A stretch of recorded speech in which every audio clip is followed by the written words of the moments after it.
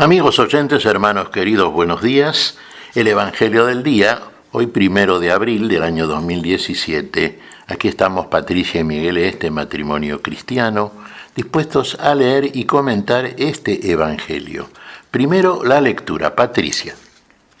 Lectura del Santo Evangelio según San Juan, capítulo 7, versículos del 40 al 53. Algunos de la multitud que lo habían oído opinaban: este es verdaderamente el profeta. Otros decían: este es el Mesías. Pero otros preguntaban: ¿acaso el Mesías vendrá de Galilea? ¿No dice la Escritura que el Mesías vendrá del linaje de David y de Belén, el pueblo de donde era David? Y por causa de él se produjo una división entre la gente. Algunos querían detenerlo, pero nadie puso las manos sobre él. Los guardias fueron a ver a los sumos sacerdotes y a los fariseos, y estos les preguntaron: ¿por qué no lo trajeron? Ellos respondieron: nadie habló jamás como este hombre. Los fariseos respondieron: ¿también ustedes se dejaron engañar? ¿Acaso alguno de los jefes o de los fariseos ha creído en él? En cambio, esa gente que no conoce la ley está maldita. Nicodemo, uno de ellos, que había ido antes a ver a Jesús, les dijo: ¿acaso nuestra ley permite juzgar a un hombre sin escucharlo antes para saber lo que hizo? Le respondieron: ¿y tú también eres Galileo? Examina las Escrituras y verás que de Galilea no surge ningún profeta. Y cada uno regresó a su casa. Palabra del Señor. Gloria a nuestro Señor Jesucristo. Te alabamos, Señor. Bueno, aquí lo tenemos a Jesús en Jerusalén, recordemos, lo vimos en el Evangelio del día de ayer, había ido también a la fiesta de las chozas, estaba predicando en el templo de Jerusalén, había ido, como quien dice, sin publicidad alguna, sabía que en la Judea, sobre todo en Jerusalén, trataban de detenerlo y trataban de matarlo. Entonces el Señor iba con poca frecuencia y retornaba a Galilea. En esta ocasión fue, y lo escucharon muchos, claro está. Y por supuesto, la palabra de nuestro Señor divide las aguas, y a esto es lo que había acontecido. Muchos de los que lo habían escuchado decían: debe ser profeta. Ningún hombre ha hablado como él. Y es que ninguno hablaba como Jesús. Seguramente estaban ya cansados de escuchar a fariseos, a sacerdotes, a gente que habitualmente repite siempre las mismas cosas, que tienen siempre un discurso amenazante y condenatorio, que no penetran hasta donde llega la palabra del Señor. No penetran hasta el corazón de los escuchas. La palabra de Jesús, que era la misma palabra de Dios, sí que lo hacía. Y muchos se sentían tocados, impactados por esa palabra. Pero las opiniones estaban divididas, claro. Algunos basándose en algo que era común también entre los judíos. Fíjense que muchas veces la tradición pesa mucho, Decían: no, pero este es de Galilea. ¿Puede salir algo bueno de Galilea? Galilea era una zona pobre, más bien de gente pobre, quizá no tan culta o instruida o conocedora en último análisis de la ley de Moisés, como podría ser la gente de Jerusalén, como podían ser aquellos religiosos que se encargaban precisamente de enseñar las Escrituras. Los levitas, por ejemplo, y los fariseos, jefes de secta, y naturalmente los sacerdotes y demás, que no creían en Jesús, claro está.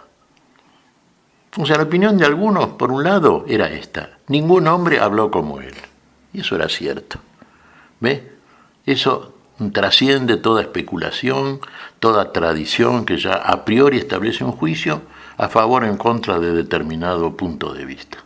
y de determinada persona que habla, más allá de que hable bien o no, más allá de lo que dice, más allá de todo aquello que en Jesús, por ejemplo, era evidente si había suficiente buena fe para escucharlo. La sabiduría de Jesús, la manera en que hablaba, cómo llegaba, iba más allá del cerebro racional, sino que penetraba el corazón, penetraba lo más íntimo de cada persona.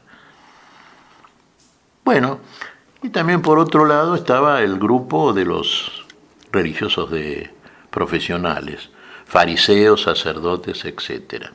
Habían enviado a los guardias para detenerlo a Jesús. Y retornaron los guardias y entonces le preguntaron, ¿y estos guardias qué dijeron? El guardia era gente del pueblo también. Ningún hombre habló como él.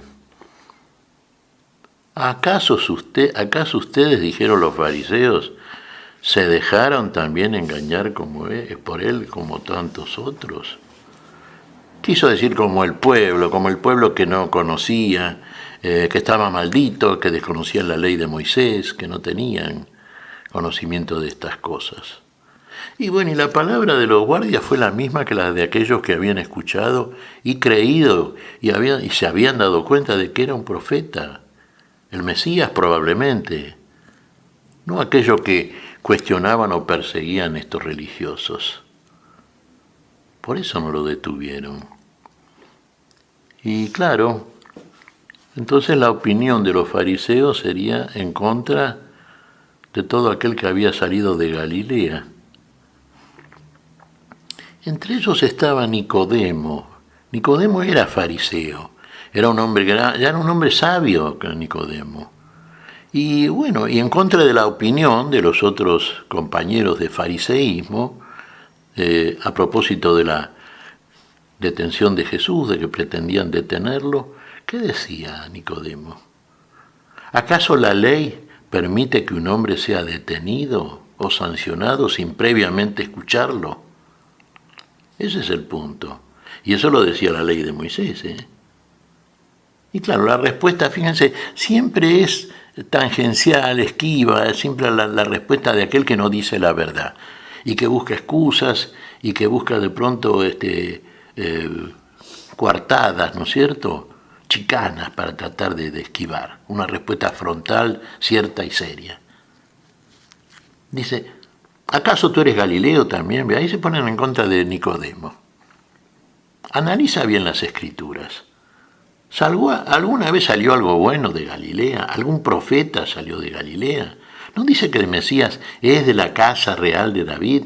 ¿No dice que el Mesías es de la ciudad de Belén? ¿Acaso salió algo bueno de Galilea? Ese era el argumento. ¿Ve el prejuicio hasta dónde llega? Ya Galilea estaba definitivamente para todos estos supuestos conocedores de la voluntad de Dios, estaba ya directamente eliminada de la posibilidad que de ese lugar surgiese el Mesías anunciado. Y precisamente vino de ahí, fíjese, ¿no? Bueno, es entonces que estaban divididas las opiniones, naturalmente, ¿no? Estaban divididas y la palabra de Dios establece eso, una división. Porque la palabra de Dios viene a rasgar las tinieblas, a separar la luz de las tinieblas. La palabra del Señor es luz, y el Señor con su palabra iluminaba a todo aquel que lo escuchaba. Y el iluminado comienza, a la luz de esa luz que recibe, a reconocer dónde están las tinieblas, dónde está el error. Nicodemo, por ejemplo, cuando habló con Jesús, recordemos, había venido a Jesús de noche. Fíjese, había venido también él en la noche de su alma, en sus tinieblas. Y había hablado y había escuchado a Jesús. Y había visto la luz que Jesús era. Entonces en Nicodemo ya no había la actitud condenatoria anterior a visitar a Jesús, que por algo fue a verlo. Por eso en este caso lo vemos a Nicodemo ya, fíjese, fariseo también, ¿no? Y importante dentro del fariseísmo, uno diría defendiendo a Jesús, no, pero no condenándolo por lo menos. Después va a ser defensor de Jesús. La tradición dice que Nicodemo se convirtió al cristianismo. Bueno, estos son entonces las cosas que a Jesús no lo pudieron detener. Bien, no era llegada la hora, lo explica Jesús, lo vimos en el Evangelio de estos días. ¿Qué te parece, Patricia? Pues mira, Miguel, ahorita mencionabas que Nicodemo posiblemente se haya convertido. Y yo me preguntaba, ¿qué tenía Nicodemo que no tenían los otros fariseos y los escribas? Y recordaba una frase, que para poder entrar a Jesús a nuestro corazón, nosotros tenemos la llave y tenemos que abrir por dentro para que Él pueda entrar, porque Él no va a entrar por la fuerza. Nosotros tenemos que estar dispuestos, tenemos que tener abiertos los ojos del corazón para poderlo ver, para poderlo reconocer, para podernos saber amados por Él. Y el sabernos amados por Él nos permite abrirle la puerta completamente de nuestro corazón y hacer su voluntad.